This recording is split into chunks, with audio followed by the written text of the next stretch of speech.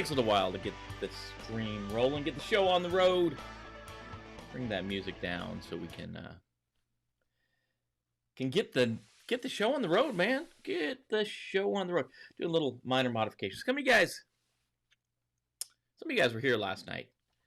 Last night we tried something a little bit new. Mako and I got together. Em was here too. But we tried a new segment called Cyber Day Night Live. And that's really talking about the same stuff we're talking about here. Well, not actually, I take that back. It's not talking about news. It's talking about technology. So last night we looked into smart switches, smart bulbs, and smart plugs, and where you use each, and kind of the rundown of the cost of them. I'll see if Mako can put the link up there to this later for you guys if you're watching the recording. But we ran through them. We looked at things like this little smart switch. Amazing what you can do with these things and how you can tie them into your whole environment to provide a more secure and secure world, I guess. Turn lights on and off, turn cameras on and off, turn different things, even music, or like Mako said last night, your phone charger on and off. Make sure you're covered. So we're talking about that diversity of defense in depth, and the physical things we were doing to stretch our security boundaries, right? If we look at NIST, I know a lot of people have heartburn one way or another over NIST. 853 is a great set of controls. It covers administrative security, it covers physical security, and of course it covers cybersecurity. And we want to cover all three of those domains when we're building things out. So really we're talking, some of the stuff we're putting on the network is for physical security. The lights, the cameras, some of the things like that. So that's why we're talking about the switches and the plugs and the bulbs, and where you'd use each of them.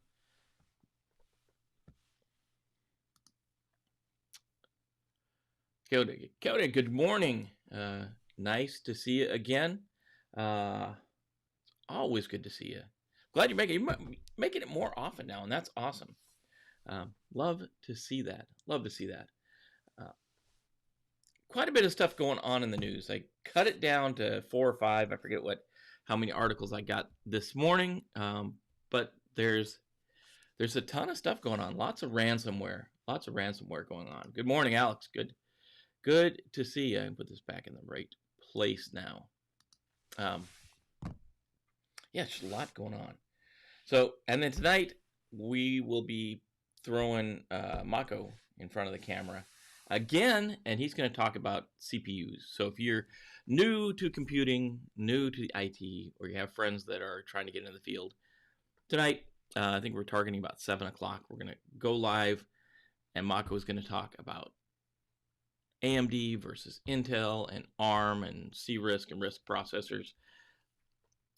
What's the benefit to each one? We'll pull some of them out. We'll have you look at one or two different ones. We'll see what they are, what they're all about, and check things out. Checking things out. So, I guess you're here for the news. Let's get on with the news. There's a bit to talk about. I'm gonna get some stuff, housekeeping taken care of on my screens here. Yeah, let's jump in and talk about today's news as we see it. If I can find my mouse, there it is. There it has gone.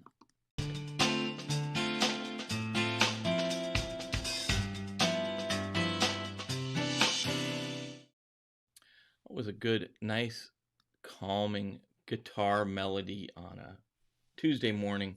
You know, they say about a Tuesday, the best thing about a Tuesday is it's not Monday.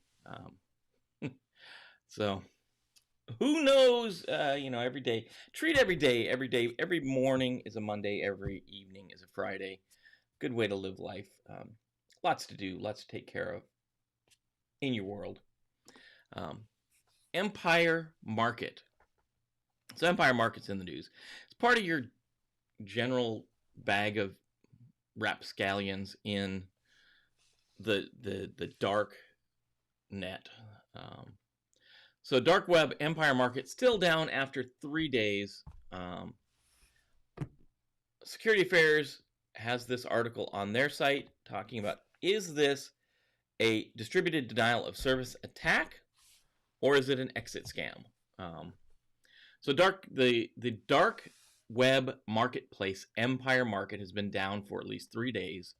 Two of the possible reasons: an exit scam or a prolonged DDoS attack, distributed denial of service. So it's been down for at least 60 hours. Hasn't been down this long since 2019. So there is precedence for it being down this long in the past. They're still trying to figure out, do they take the money and run, or is it just a denial of service? So the story goes on to say empire market features multiple categories of illicit goods, such as illegal drugs, counterfeit items, malware, credit card numbers, stuff like that. Allows users to pay Bitcoin, Monero, or Litecoin to pay for their illicit stuff. Since 23 August, numerous threads related to the Empire Market outage were posted on the Reddit forum r/darknet, and on the deep discussion forum Dread. Trying to figure out what is going on with these guys. What is it up with them? A user on a Twitter claims operator. A user on Twitter, punctuation is good. A user on Twitter claims the operator of the Empire Market have already transferred tens of millions of dollars in Bitcoins to an offline wallet in the last few days. So again, things that are indicating maybe this is them jumping out, taking their money and running. Probably taking money they shouldn't be taking. Well, I mean, in general, they're taking money they shouldn't be taking, but closing down and taking their money and running. Many users believe the marketplace was down due to exit scams. This means that all the funds managed by the platform will disappear, and the operators will shut down the business. And there's a bunch of tweets in the article talking about, did they take it? Are the moderators taking the money and running? It's good questions, right? So we know, and this is tied into a bunch of stuff. So the darknet, definitely not a place you want to hang out, not a place you want to go, but we do need to know it's out there. We need to know what's going on with the darknet, what it's all about. And this is really where people are selling stuff they shouldn't sell. It's just like a physical black market. It's just an online black market. So they're managing all this money for these trades that are going on, and it looks like maybe there's a lot of indicators that these operators of this channel just decided there's enough money in the coffers. Let's just shut things down and get out of here. Pop smoke, like we say in the Army. Just pop smoke and get out of here. That looks like maybe that's what they've done. We can't say that because back in 2019, just way back last year, seems like so long ago, but people didn't wear masks and stuff like that. They had another DOS attack. They had a DDoS attack that took them offline for a while. But it looks like, there's a bunch of tweets, transfer millions of dollars to Bitcoin to an offline wallets in the last few days, looking like they're making the move. They pre-staged it, they moved money out, and then they pulled the plug on everything and just let it die. Do I know that's true? Of course I don't know if that's true or not. Does it make sense? Either one makes sense. DDoS makes sense. I don't know. Maybe another market would be after them. There's competing dark markets for goods and services. Maybe another one is DOSing them, trying to keep them from making their profit, right? Cody, what you got to say? Possibly shut down by government agency or possible exit scam, like you said, like a Ponzi scheme. Yeah, taking all that money and getting out of town. Yeah, you're right.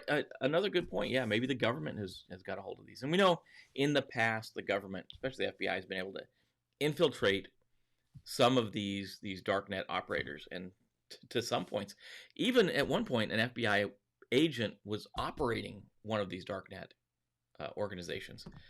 Crazy.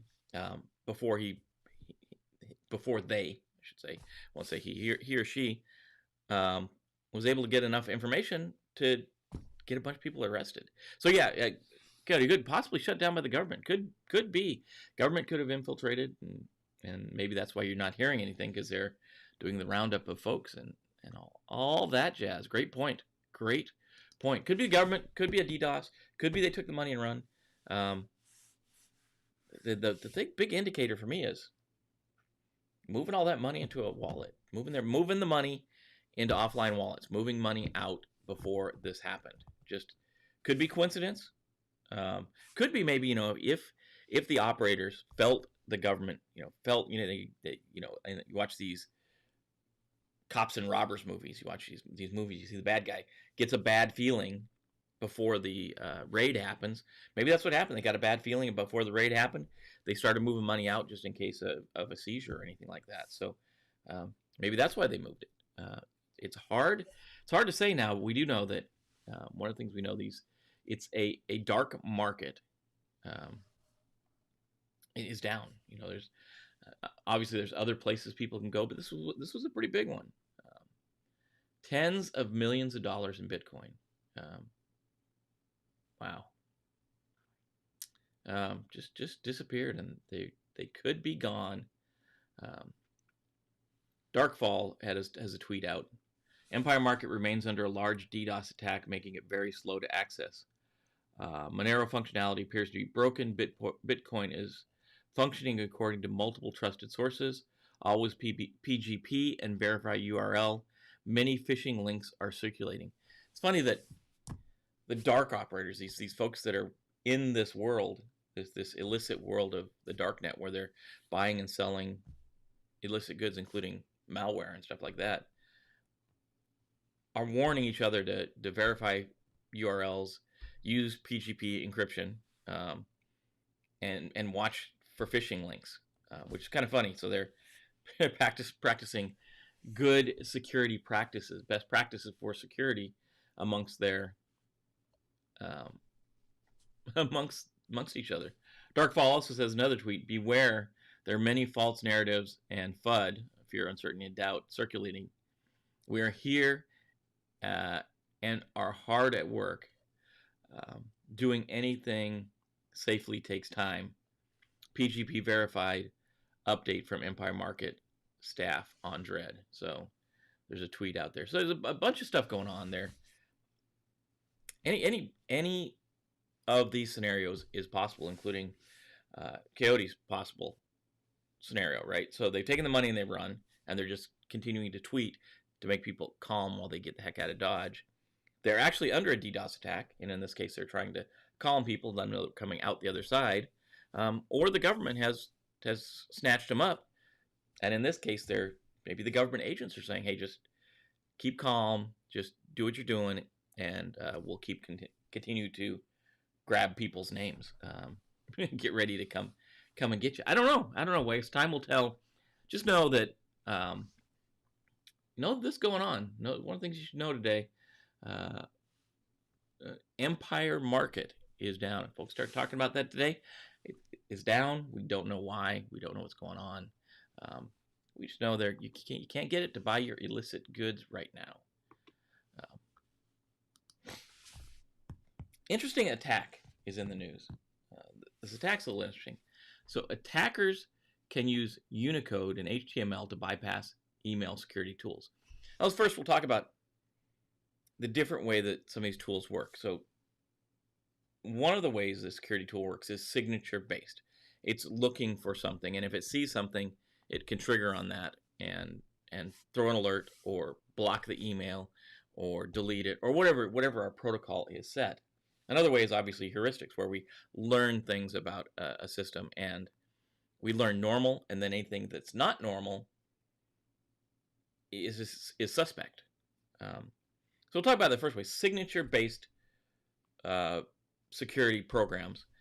They look at something, and one of the ways we'll look for something in phishing, and maybe the thing we're looking for is the phrase "password expired," and that's kind of where this article is centering around. Is this signature-based security protections, right?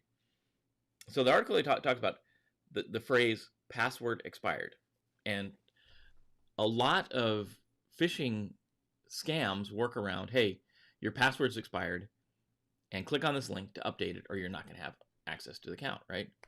So there's other terms that are used as well. Some of them come from the manufacturer or the vendor of the product, and some of them are custom built by the organization. I know when I was working for a brokerage house, we used a tool called a Centaur, and it checked all the outgoing email messages for phrases like guarantee and things like that, because as a broker can't guarantee a return on investment. That's against the rules. So one of the things the Centaur would look for is these terms, and those were all set by our organization. So in the same way, these security tools can be tuned, and specific phrases can be added that that are searched for. So what they found is, in this Unicode and HTML attack, they can use special Unicode characters, and one of them they talk about is the soft hyphen, also known as a syllable hyphen in typesetting. And according to the article, this is used to render where to safely break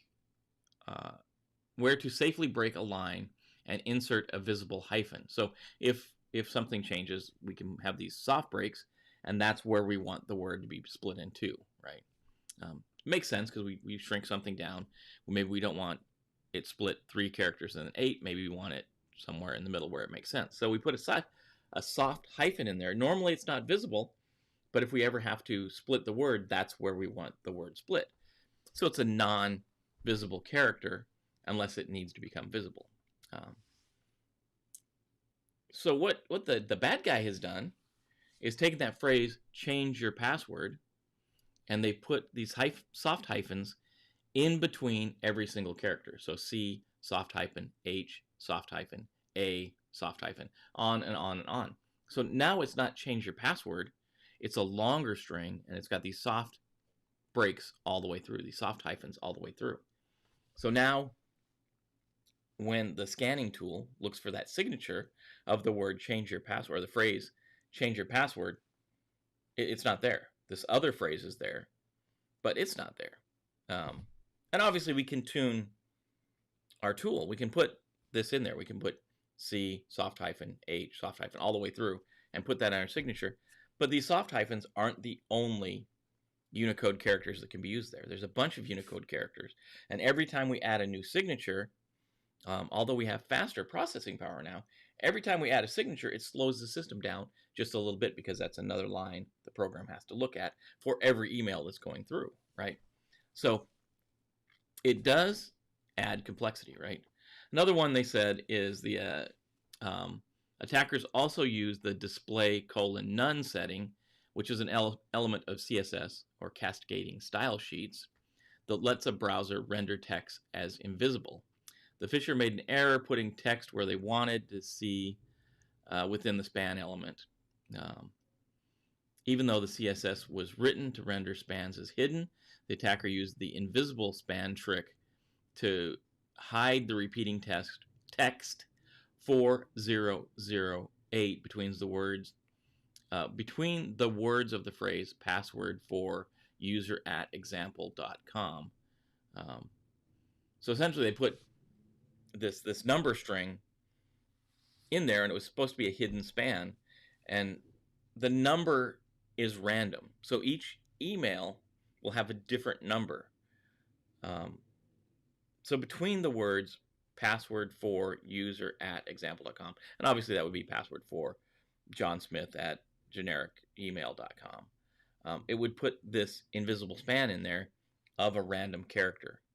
And that way each email is unique, again, making it harder to zero in on this being a phishing attack, because now it's not a normal phishing attack where every email is exactly the same. This time it's a phishing attack where each email is unique. So like cross-site scripting or SQL injection? Not necessarily, but I'm glad you brought up cross-site scripting. And if you guys ever wonder why we use XSS for cross-site scripting, is because CSS was already in use for cascading style sheet. So when they did cross-site scripting, instead of being CSS and being a collision of terms, they used X for cross-site scripting. So these are really not even that. This is a way that the attacker is crafting email messages to get by spam filters. And really that's what they're trying to do. They're trying to get by the phishing filters and the spam filters, not necessarily attack a database or knock someone offline like I think your next statement is from a DDoS, form of DDoS, or does that mean distributed denial of service or distributed domain name service? I'm not sure which. I'm thinking you wanted distributed denial of service, but not positive there. So it was really not that direction, Coyote. This is what it really is looking at. I've got a phishing message that I want to get to as many targets as I can. And I know there's security protections in place, and the security protections a lot of times are going to look for a signature in their signature-based scanning. And I know that one of the signatures is people are looking specifically for the term change your password. So to beat that filter, I put these soft hyphens or another type of Unicode character in there. Or I use a CSS cascading style sheets frame, a span. So I can put the start of the span. In this case, they're using the display none, and then close that span out. And when the email is rendered, CSS knows, because, okay, this would have to be, first it would have to be an HTML-based email in the CSS case. And then that hopefully will get past the spam filter because it won't display that hidden number. But it'd be there. So the reader, the spam filter will read, hey,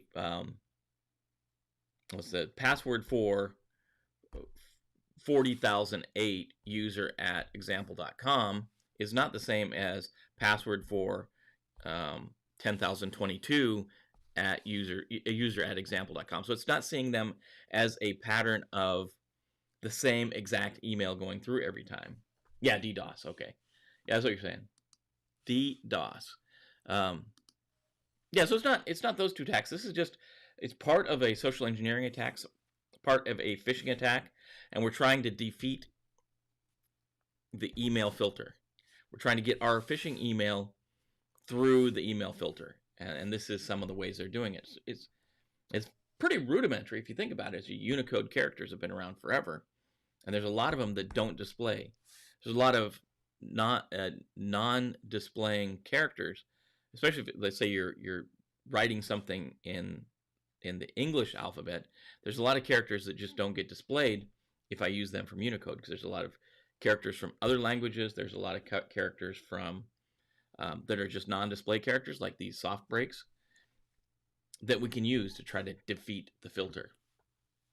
Yep, yeah, I'm with you, Cody. DDoS. Yes, this was not DDoS. Last one, the dark web could have been certainly DDoS. But this one is just another way that the bad guys learning. They learn what we're doing to protect the network, so they try to find a way to defeat that protection. So this is one way they know. They know that a lot of organizations are using signature-based detection, and they know that they can use either Unicode characters or cascading style sheets to try to defeat that.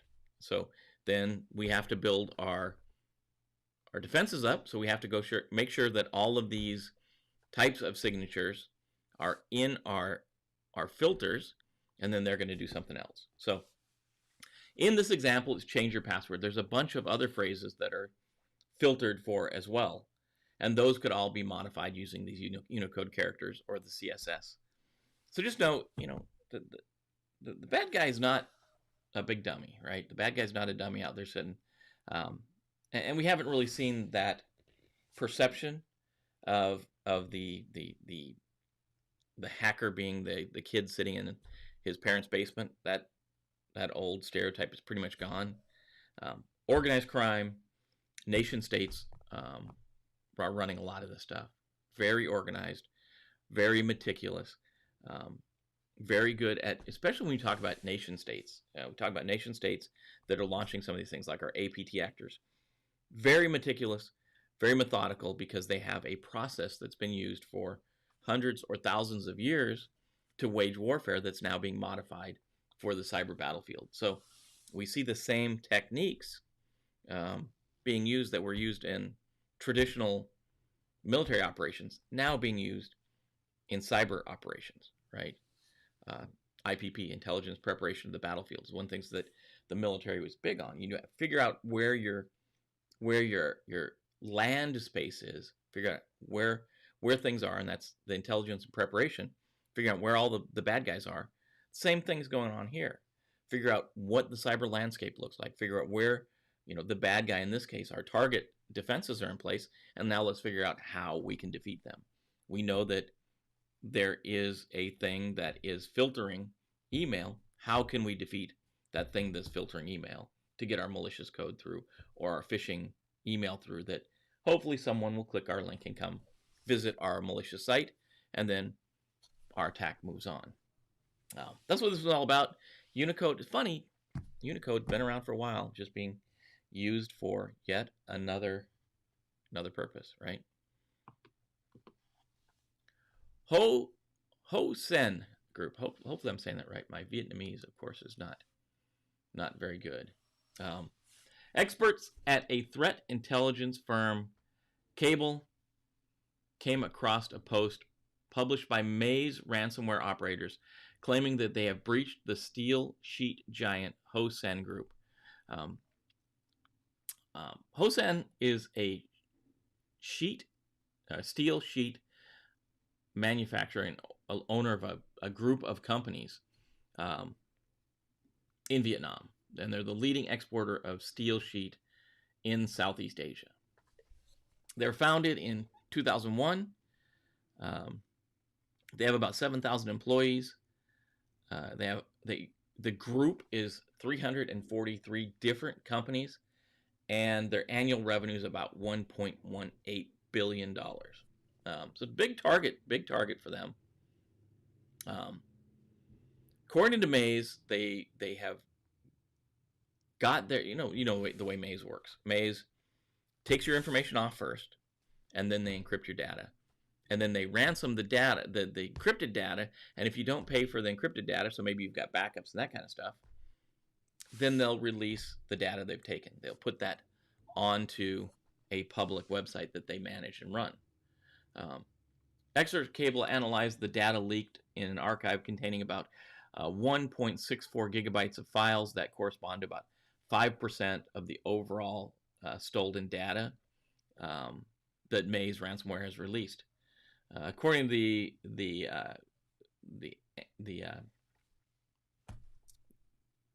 experts from Cable, I can't remember what they, these researchers. Currently, the ransomware operators claim to have published 5% of the company's total data leak. Cable has been reporting these data breaches to aware individuals to aware individuals of the risk associated with using online services. That's about all. They don't say how much Maze is going for. These folks are worth over $1 billion a year. If they have locked up all their data, if they have it all available to be published on a public website, they're probably asking a pretty good chunk of money.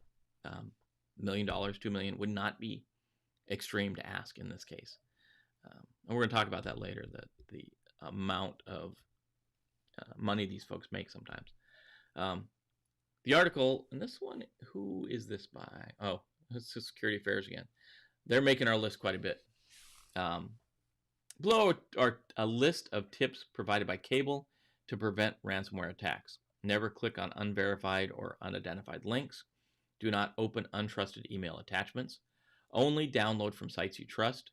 Never use unfamiliar USBs, thumb drives, storage devices. Use security software and keep it updated. Back up your data periodically. Isolate the infected systems from the network.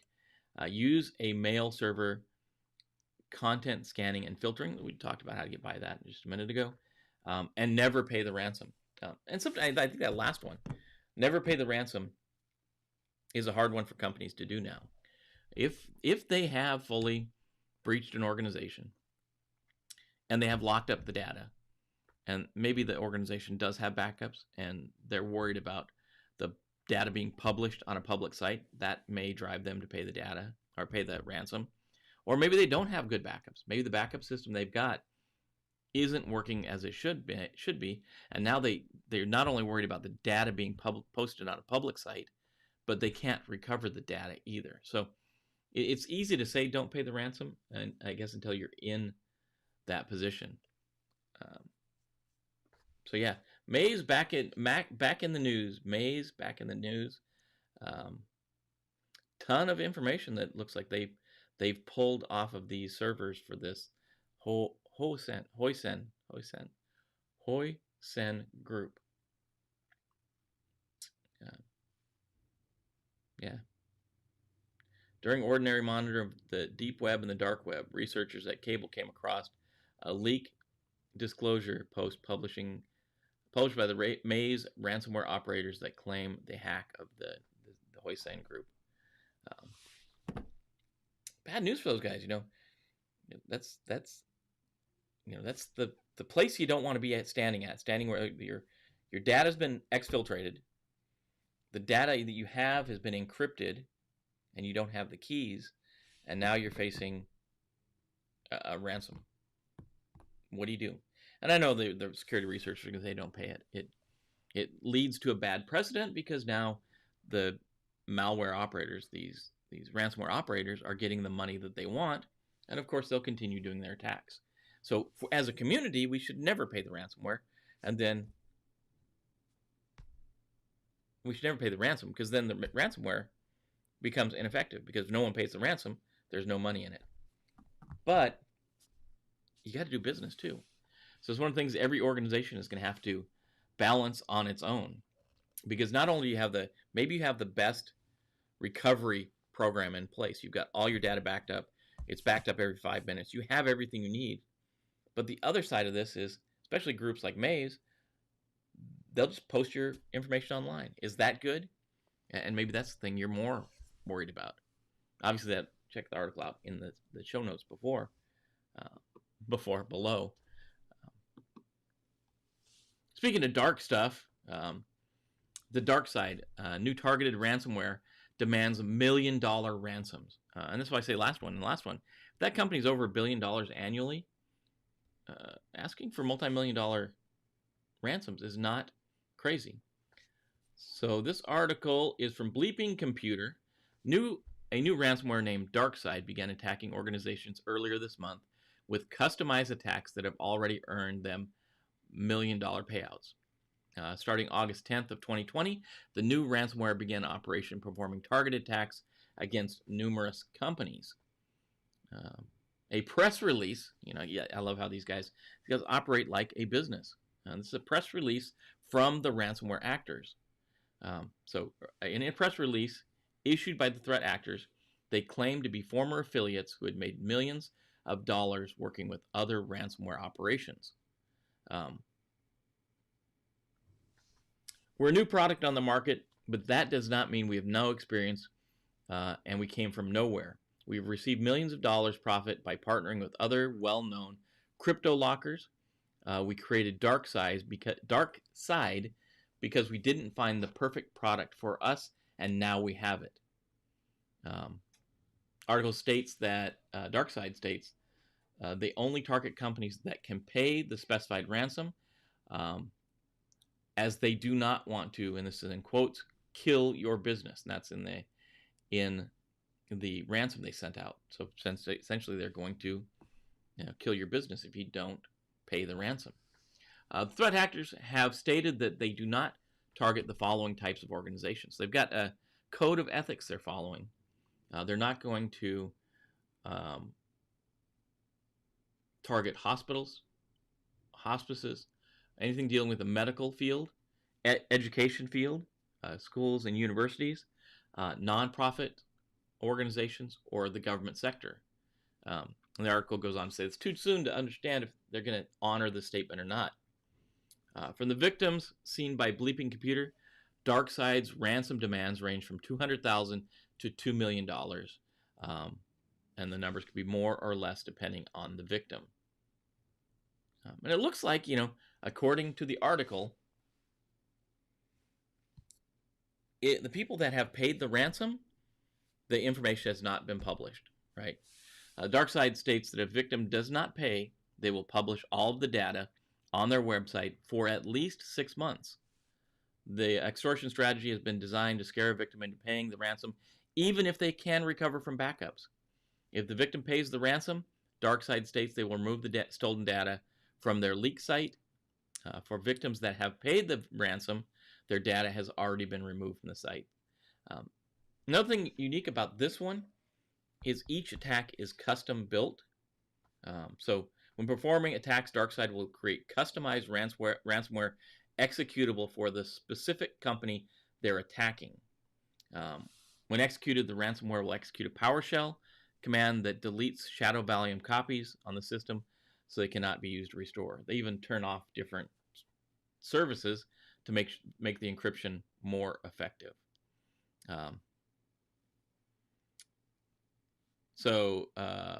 Michelle Glipsy, who analyzed the encryption process, told Bleeping Computer that the ransomware utilizes the SALAS 20 key to encrypt files. The key is then encrypted with the public RSA 1024 key included in the executable. Each victim will also have a custom extension created using a custom checksum of the victim's MAC address. So these guys they're not playing around. And then they get a personalized ransom note, which is nice. Not just the same old ransomware. Each one is custom crafted with love. When analyzing the DarkSide, it was discovered that there are similarities with this and Revil ransomware. Most obviously, the ransomware note, which is built from a template, matches that. And in Bleeping Computer's behavioral of DarkSide, we noticed that it would execute an encoded PowerShell script, when the file is first executed. So yeah, there's new kid on the block. So it looks like DarkSide, when we're looking at our threat attack patterns, right? So these guys take your data, and then they encrypt your files, and they do it. The encryption key is very, very strong, and each attack pattern is going to be unique. So unique executable, a unique ransom note, and it's going to be tailored specifically for your organization. They're following this code of ethics where they're going to stay away from hospitals, medicine, education, nonprofit, and government sector. We'll see if they stick to that or not. Interesting for sure. What will come of that? I guess we'll see more, right? Last story of the morning. We talked about this Ponemon report before. I'll dig there. They don't. I guess they do have. They are in the article. They've got a link to the study. IBM's Ponemon report came out a month or so ago. The biggest thing from this story, and it's just a takeoff, talking more about the report. A recent survey, 2,300 people from 524 organizations that suffered data breaches is a mixed bag. The cost of the breach report, commissioned by IBM, reveals that despite apparent decline in the average cost of a data breach from $3.92 million in 2019 to $3.86 million this year, and that's all I really want. It's got some more information in there, and we talked about this in the past. And I'm just bringing this one back up again. I noticed a trend, and we normally, you and I, we get together, we talk about these things every morning. And normally, we're front running a lot of the stories. We talk about stories 2 or 3 days before a lot of other organizations pick them up. So we're usually ahead of them, like this DarkSide. I'm assuming tomorrow or the next day, or at least by Friday, other news organizations are going to start talking about the DarkSide, this new type of ransomware. This is the first time I've seen it, so we talk about it. This story we've seen before. We talked about it when it first came out. Remember we talked about the PII has been worth more than other information. It's one of those things. This is the article is for your use when you go to work and you have to defend your security budget. Now you'll know. Just keep in your back pocket always that these are the costs of individual records should they go missing. Should we lose control of the records, we know that average cost per stolen data record was $146. But if it had customer PII, it could go up dramatically, all the way up to $175 per record, depending on what type of data it was, what type of record it was. So we have to arm each other. We take care of stories like the Unicode filtering and the fact that ransomware is out there, and to use defense in depth and have your friends and family and coworkers patch their system, update their systems, use antivirus. Those are all parts of taking care of our friends, our family, our coworkers, our organization. That's all part of that. This story is for you to have to protect your security budget, to protect the security projects you have going forward. Have the facts available to you.